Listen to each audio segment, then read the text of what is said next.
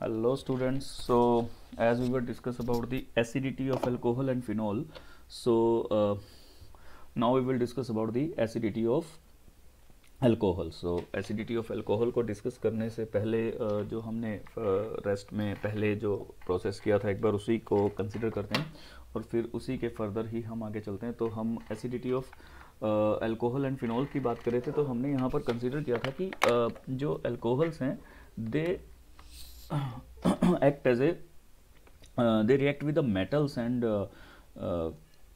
Release the hydrogen gas. वहाँ पर वो क्या रिलीज़ करते हैं? हाइड्रोजन गैस रिलीज़ करते हैं. तो ये तो डेड श्योर है कि हमने ऑलरेडी इसकी एक एब्रीवेशन लिखी थी, that is acid when react with metal so they form salt plus hydrogen gas. तो यहाँ पर वो हाइड्रोजन गैस रिलीज कर रहे हैं. इसका मतलब जो ये यहाँ पर फॉर्मेशन दिखा रहे हैं ये एसिड की तरह फॉर्मेशन दिखा रहे हैं. नाउ अब हम उसे कंसिडर करते हैं कि उनकी एसिडिटी है वो कितनी है.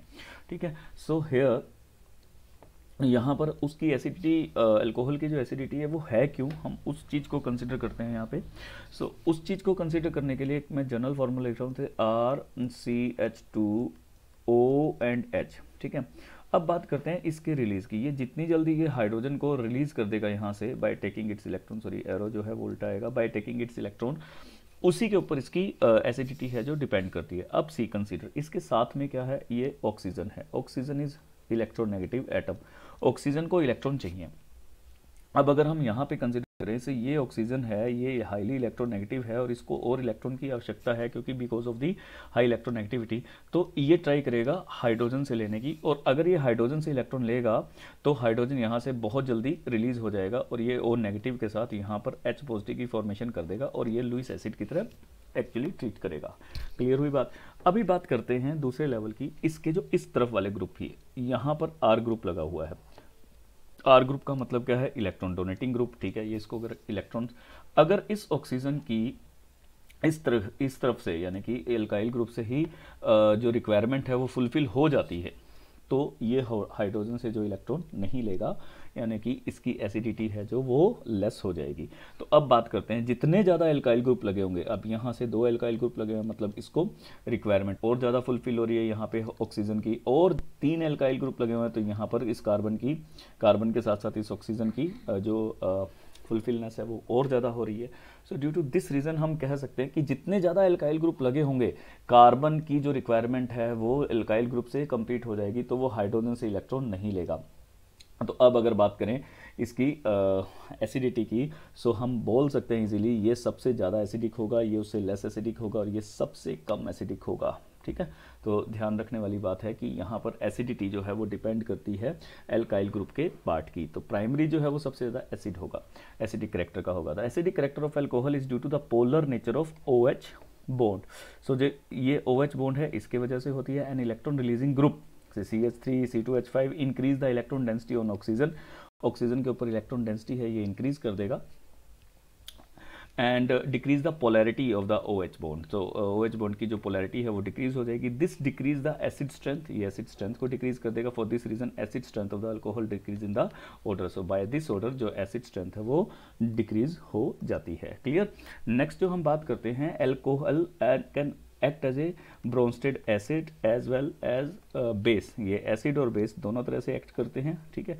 Due to the donation of the proton के डोनेशन से, जैसा कि अभी देखा कि H पॉजिटिव आयन जो है वो डोनेट करें and in the presence of unpaired electron, और ये बहुत इजीली अनपेड इलेक्ट्रॉन जो है जो ऑक्सीजन के ऊपर प्रेजेंट होते हैं ये इजीली डोनेट कर देते हैं. तो ड्यू टू दिस रीजन ये यहाँ पर एज ए लुईस बेस भी काम करते हैं. ठीक है. अब बात करते हैं एसिडिटी ऑफ फिनॉल की. अब फिनॉल की एसिडिटी अ लिटिल हायर होती है कंपैरेटिवली अल्कोहल एंड वाटर. उसके पीछे रीज़न क्या है वो देखते हैं.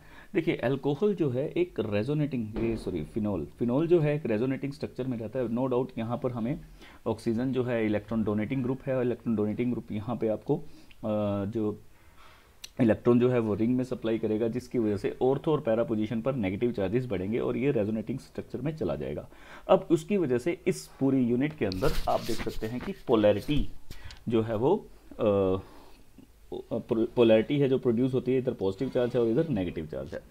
और बहुत इजीली ये जो हाइड्रोजन है अपनी मतलब इलेक्ट्रॉन्स को कंप्लीट करने के लिए ऑक्सीजन जो है हाइड्रोजन से इलेक्ट्रॉन लेकर और इसको बहुत इजीली क्या कर सकता है, रिमूव कर सकता है, जिसकी वजह से ये बहुत इजीली H पॉजिटिव आयन जो है वो रिलीज कर देगा। The ionisation of an alcohol and phenol takes place as follow like this. यहाँ पर हम देख रहे हैं कि यहाँ पर इसकी आयनाइजेशन हो रही है, यहाँ पर इसकी आयनाइजेशन। तो फिनॉक्साइड आयन जो है ये क्वाइट स्टेबल है। स्टेबल इसलिए है क्योंकि अगर ऑक्सीजन को अपनी रिक्वायरमेंट यानी कि पॉजिटिव चार्ज खत्म करना है तो जितनी जल्दी ये हाइड्रोजन से इलेक्ट्रॉन लेगा और उतनी ही जल्दी अपना जो पॉजिटिव चार्ज है वो खत्म करेगा और उसके ऊपर जो चार्जेस है वो हटेगा। तो यहाँ से इस रीज़न की वजह से ये फिनॉक्साइड आयन जो है ये क्वाइट स्टेबल होता है कंपैरेटिवली फिनॉल से। तो इस वजह से ये बहुत ईजिली H पॉजिटिव आयन अपना रिलीज करेगा और ये एसिडिटी ज़्यादा शो करेगा। नेक्स्ट बात करते हैं एल्कोक्साइड की। And in alkoxide ion, the negative charge is localized on oxygen, while in phenoxide ion the charge is delocalized. यहाँ पर हम बात करें तो यहाँ पर जो चार्ज है लोकलाइज्ड है। लोकलाइज्ड मीन्स इसकी एक पर्टिकुलर पोजीशन है, ये पोजीशन के कारण ये इसी जगह पर रहेगा। बट यहाँ पर क्या है, ये डीलोकलाइज्ड है, ये क्या करता रहेगा, मूव करता रहेगा, जिसके कारण यहाँ पर जो है एक स्टेबिलिटी आ जाएगी। ठीक है, so due to this reason the delocalisation of the negative charge from 1 to 5 makes the phenoxide ion is more stable and favours the ionisation of phenol. Due to this reason आप देख सकते हैं इसके कारण जो है ये फिनॉक्साइड आयन की सेम स्ट्रक्चर है, वही नेगेटिव चार्ज जो है वो डीलोकलाइज्ड है, मूव कर रहा है, जिसकी वजह से जो ये इसको स्टेबल बना देता है। जितनी ज़्यादा रेजल्टिंग स्ट्रक्चर होती है RS जितनी ज़्यादा होंगी उतना ही ज़्यादा कंपाउंड आपका स्टेबल होगा। नेक्स्ट बात करते हैं एस्टेरिफिकेशन की। एस्टेरिफिकेशन क्या है, एक प्रोसेस है जिसके अंदर हम एस्टर की मतलब रिएक्शंस जो शो करते हैं, रिएक्शन या प्रोसेस या फॉर्मेशन करते हैं एस्टर की। तो बहुत ही सिंपल प्रोसेस है। Alcohol and phenol react with the carboxylic acid. तो जैसे ही कार्बोक्सिलिक एसिड के साथ रिएक्ट करता है, हमने 10th क्लास के अंदर भी एक छोटा सा प्रोसेस देखा था एस्टेरिफिकेशन का, जिसके अंदर से हम अल्कोहल, वहाँ एक ही अल्कोहल की स्टडी की थी दैट इज C2H5OH, और जो दूसरा स्टडी किया था दैट इज CH3COOH। जब हमने इन दोनों को रिएक्ट कराया था आपस में, तो यहाँ से हमने देखा था कि वाटर मॉलिक्यूल रिलीज के साथ एस्टर की फॉर्मेशन होती है। तो सेम प्रोसेस यहाँ पे है, सेम प्रोसेस को हम अब समझते हैं कि क्या है। ये रहा हमारा अल्कोहल।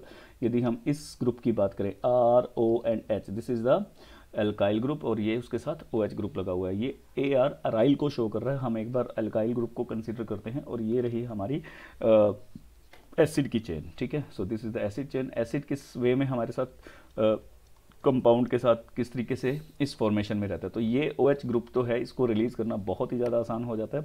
और यहाँ से क्या निकलेगा, हाइड्रोजन निकलेगा। इस OH और H ये आपस में किस चीज़ का फॉर्मेशन कर लेंगे, वाटर का फॉर्मेशन कर लेंगे। और यहाँ पर आप देखते हैं कि ये डायरेक्ट इसके साथ कंबाइन हो जाएगा bye releasing of water molecule. Same way में यहाँ पर अगर हम बात करें that is acid anhydride. Acid anhydride is the derivative of this is acid, carboxylic acid.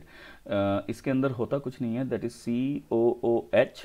COOH एक वाटर मॉलिक्यूल जो है ये यहाँ से रिलीज कर देंगे और ये इस वे में कंबाइन हो जाएंगे लाइक दिस।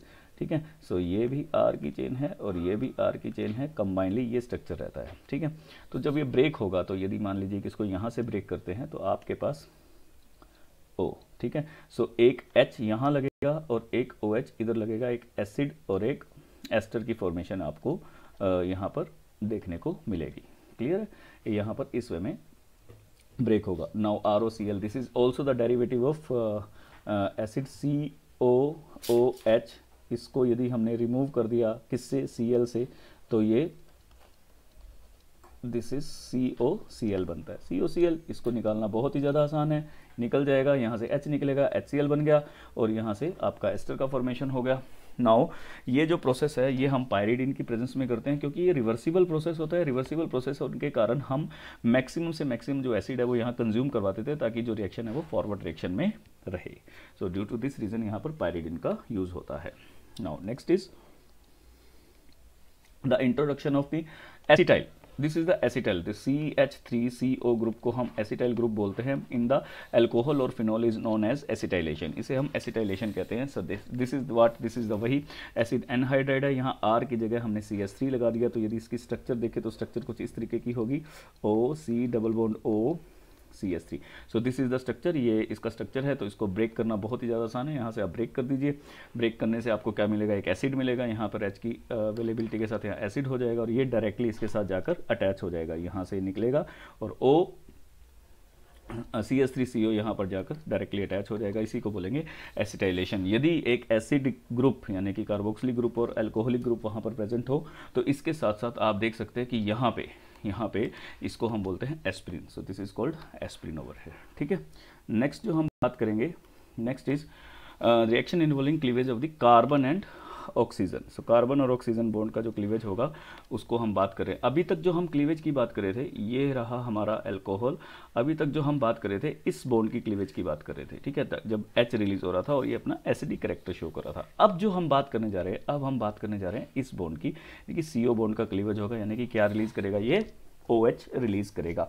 सो सबसे पहले लुकास टेस्ट करते हैं। रिमेंबर लुकास टेस्ट हमने शुरू के अंदर इस चीज़ के लिए भी समझा था कि जो यदि हमने प्राइमरी, सेकेंडरी और टर्शरी अल्कोहल के बीच में डिस्टिंग्विश करना है, हम अल्काइल हैलाइड्स के अंदर इसके बारे में पढ़ चुके हैं, तो हम उसके अंदर हम लुकास टेस्ट करते हैं। This reaction is takes place in the presence of ZnCl2 और यहाँ पर क्या मिलेगा, दैट इज आप देख सकते हैं कि ये OH ग्रुप रिलीज होकर यहाँ पर क्या लग जाएगा X और RX एंड वाटर रिलीज यहाँ से हो जाएगा।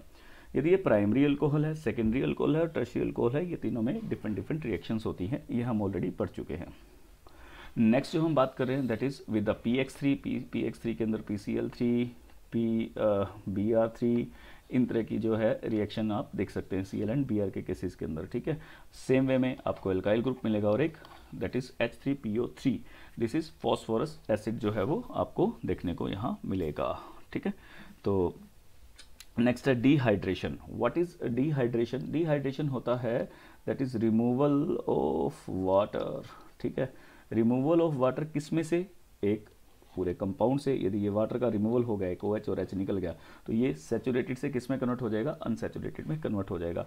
हमें पता है कि H2SO4 है या कोई भी एसिड है, H2SO4 मैक्सिमम केसेस के अंदर यूज होता है। इसकी प्रॉपर्टी होती है डिहाइड्रेशन, यानी कि ये किसी भी सब्सटेंस से वाटर को बहुत इजीली रिमूव कर देता है। वाटर को रिमूव करेगा तो किस में कन्वर्ट हो जाएगा, दैट इज एल्कीन के अंदर कन्वर्ट हो जाएगा। सेम वे में C2H5 यहाँ पर वाटर को रिमूव किया, सेम प्रोसेस हम 10th क्लास के अंदर भी पढ़ते हैं। 443 डिग्री यहाँ पर टेम्परेचर को जरूर आपने ध्यान रखना है, क्योंकि टेम्परेचर के चेंज होने से ये प्रोसेस भी चेंज हो जाता है, ठीक है। सो यहाँ पर आपको क्या मिलेगा, एल्कीन मिलेगा। नेक्स्ट जो हम बात करें, जैसे जैसे हम यहाँ पर सेकेंडरी और टर्शरी की बात करेंगे तो एसिड जो है वो यहाँ पर जो उसकी अमाउंट है, कंसंट्रेशन है, वो हम वीक भी यूज़ कर सकते हैं। सेम वे में यहाँ पर देखते हैं कि OH है, यहाँ OH है, ये टर्शरी कार्बन है और ये सेकेंडरी कार्बन है। यहाँ 85% यूज़ हुआ, यहाँ 20% यूज़ हुआ और यहाँ पर आपकी एल्कीन की फॉर्मेशन हो गई। तो जो रिएक्टिविटी ऑर्डर है टर्शरी का बहुत ही ज़्यादा फास्ट है, कार्बन कार्बोकैटायन में कन्वर्ट हो जाएगा और स्टेबिलिटी कार्बोकैटायन की हम ऑलरेडी पढ़ चुके हैं, सबसे ज़्यादा होती है। नाउ मैकेनिज्म की बात करते हैं। मैकेनिज्म जो है यहाँ पर जो है प्रोटोनेटेड अल्कोहल की फॉर्मेशन होती है जब ये CO बॉन्ड का क्लीवेज होता है। CO बॉन्ड के क्लीवेज में, यानी कि ये बॉन्ड जब क्लीवेज हो रहा है तो ये क्या करेगा, H पॉजिटिव के ऊपर अपना अटैक करेगा और H2O पॉजिटिव बन जाएगा, ठीक है। This is H2O positive. H2O positive water है, यहाँ से ऑक्सीजन के ऊपर पॉजिटिव चार्ज आया तो ये बहुत इजीली यहाँ से रिलीज हो जाएगा। तो हम देख सकते हैं कि यहाँ पर इसके ऊपर कार्बोकैटायन यानी कि पॉजिटिव चार्ज यहाँ पर आपको देखने को मिलेगा। Formation of the carbocation it is slow step and so the rate determine step, ये RDS होता है, that is the rate determine step होता है, ठीक है। अभी नेक्स्ट स्टेप में हम बात करेंगे फॉर्मेशन ऑफ द इथीन। यहाँ पर इथीन का फॉर्मेशन हो जाएगा। एक जो है कार्बन के ऊपर यहाँ से जो ऑक्सीजन है, सॉरी हाइड्रोजन है, ये एलिमिनेट हो जाएगा। एलिमिनेशन ऑफ द प्रोटॉन होगा जिसकी वजह से ये अपने इलेक्ट्रॉन जो है यहाँ छोड़कर जाएगा और इसके ऊपर क्या चार्ज आएगा, नेगेटिव चार्ज आएगा और नेगेटिव पॉजिटिव चार्ज आपस में किस चीज़ का फॉर्मेशन कर लेंगे, दैट इज डबल बॉन्ड का फॉर्मेशन कर लेंगे। Clear. The oxidation dehydrogenation, oxidation भी हो रहा है and oxidation dehydrogenation. So oxidation कैसे हो रही है, by removal of the hydrogen. So oxidation of alcohol involve the formation of carbon oxygen double bond with the cleavage of OH and CH bond. तो याद रखिए कि जैसे यहाँ पर OH बॉन्ड का क्लीवेज होगा और एक CH बॉन्ड का क्लीवेज होगा, तो वहाँ से आप देख सकते हैं कि जो ऑक्सीडेशन है वो होगा। यूजली क्या होगा, जैसे ही ऑक्सीजन जो है नेगेटिव चार्ज लेकर आएगा, जैसे ही वो एक हाइड्रोजन को यहाँ से रिलीज़ करेगा और इस नेगेटिव चार्ज से यहाँ पर जो सिंगल बॉन्ड है उसको किस में कन्वर्ट कर देगा, डबल बॉन्ड में कन्वर्ट कर देगा। तो ये हमारा प्रोसेस होने वाला है। अब एक्चुअली जो प्रोसेस क्या चलने वाला है, alcohol is getting converted into the aldehyde, then afterwards converted into the carboxylic acid. As I already told you, जैसे जैसे हम इसकी ऑक्सीडेशन करवाते जाएंगे तो हमें इस स्टेप में हमें फर्दर जो प्रोग्रेस दिखाई देगी एल्डिहाइड एंड कार्बोक्सिलिक एसिड। तो यही हमारा प्रोसेस होने वाला है। The oxidation of the secondary alcohol remove one hydrogen from OH।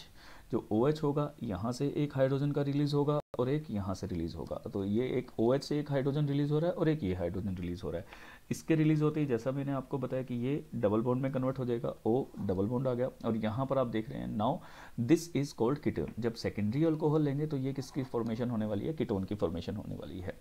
अब बात करते हैं टर्शरी अल्कोहल की। जब टर्शरी अल्कोहल होगा तो क्या ये रिएक्शन होगा। अब मौके की बात यह है कि यहाँ पर टर्शियल अल्कोहल में भी आपको क्या दिखाई देगा, CH3 या एक कार्बन की चेन नजर आएगी। क्या यहाँ से कोई हाइड्रोजन रिमूव होने वाला है, द आंसर इज नो। जब हाइड्रोजन रिलीज ही नहीं होगा, रिमूव ही नहीं होगा, तो क्या ये रिएक्शन होगी। तो आप क्या देखेंगे, यहाँ पर आपको कोई भी प्रोडक्ट नजर नहीं आएगा टर्शरी जब हम अल्कोहल लेंगे। नेक्स्ट जो हम बात करते हैं, नेक्स्ट है when the vapours of the primary of और secondary alcohol are passed over a heated copper.